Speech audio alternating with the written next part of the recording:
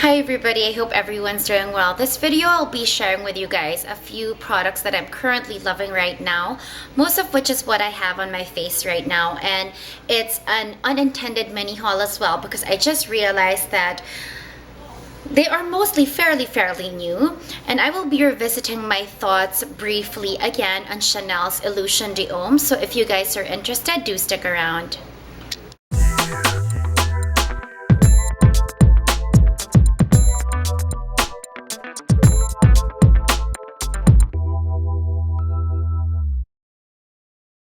So the first product I want to begin with is the most standout product of all of them. This is the superstar newest product for this season, at least as far as I'm concerned, and it's the Illusion d'Homme by Chanel. I have this one in 84 Epatant, which is the one that has, it's kind of a silverish green. So the reason why I wanted to revisit my thoughts on this was my initial review on these shadows were fairly negative. I mean, there's nothing else to say about it. The first one I purchased was, I don't remember the exact shade, but I'll put a caption down below. And I think the reason why I was fairly disappointed with it was, first of all, there was a huge hype when it came to the release of these products. It was the first cream shadow ever released by Chanel. Lots of amazing feedback that when I got my hands on one, I was really expecting it to be this fabulous, really rich, dense textured product that when you apply on your lids, you just get a beautiful, very sophisticated yet elegant sheen or shimmer to it. And I did not find it to perform that way, so my expectations were greatly let down. But I think a large part of why I was let down was that I didn't really know how to work with the product because the consistency is so innovative and so new. It was just the moment that I touched it, the way I was working with it, even with my fingers, it was just a consistency I was not used to. And I think part of the reason of that is that these are described as cream shadows when really, because of their texture and consistency, you guys know that they actually bounce when you touch them.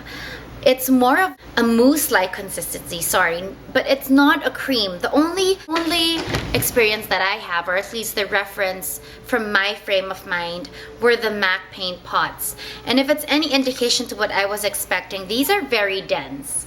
So this one is just painterly, but a lot of their other ones are almost the same consistency and formulation, very thick. You really have to get in there and work your finger in the product to actually grab the product.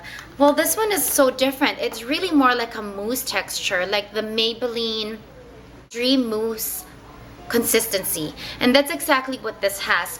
So I think I was highly disappointed because I was frustrated. I didn't know how to work with the product, and second, the color that I initially purchased didn't really deliver for me the way I expected or wanted it to, or how promising it looked on the pot.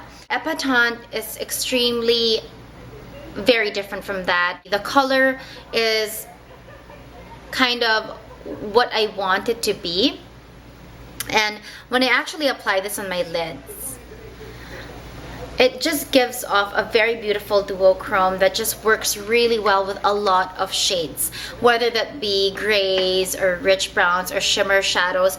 And I'm actually wearing this on my eyes right now.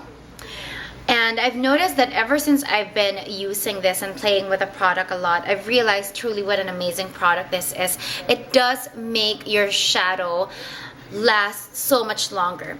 It's not intended to be a base or a primer, but it has that longevity to it, and it makes anything look so much better.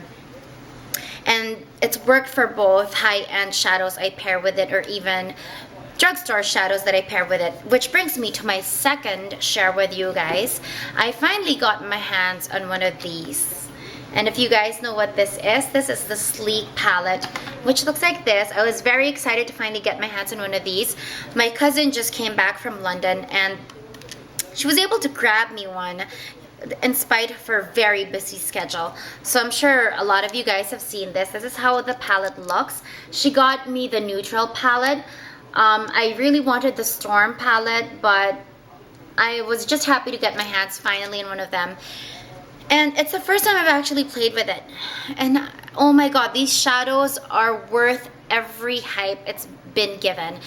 I mean, you guys have probably seen swatches from a lot of other blogs or a lot of other videos, so I'm just going to briefly show you two swatches here, two random swatches, but they are just amazing. And this champagne color right here, this champagne shade right here is absolutely amazing. It's actually what I have in my inner corner of my eye right now and the highlight of my brow bone. And I'm gonna swatch this slowly because I want you guys to see how great this is. So this is the champagne shade right there. They are very creamy in consistency, and again, they're not chalky. They feel almost like my Dior shadows. Dior shadows for me are the best, really.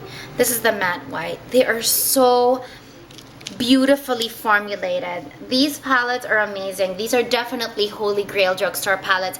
I think they are definitely comparable to a lot of higher end brands. Products are from Laura Mercier. One is their mineral finishing powder in number 2, which I have on. And the reason why I purchased this was because I initially purchased a mineral finishing powder from Laura Mercier, but then I got swayed into getting the Universal Invisible Loose Setting Powder, which is like the Makeup Forever HD white powder. I've come to notice that even if they say the white of the powder, the translucent ones don't really translate to your face, it actually does. And I've noticed through videos and through photographs that as soon as I put this, if I'm just using my Cargo HD powder, I don't look as pale. So I realized that this really does leave a certain amount of a white cast on your skin. So I thought I'd grab the mineral finishing powder, and I'm absolutely in love with it. The shade that I have is 02. And then from Laura Mercier, this is not a new release, but I love it. It's the Second Skin Cheek Color in Lush Nectarine, and let me just say, it to me is almost like a better version of MAC's Stereo Rose. The MSF, the Holy Grail MSF limited edition. I think I just found not just a dupe, but something that can possibly be better.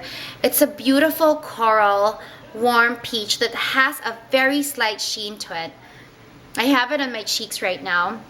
I don't know if you guys can see that.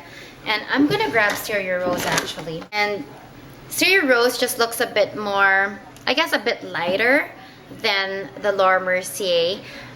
As soon as I saw this shade, I was just really drawn to it because it reminded me of Stereo Rose.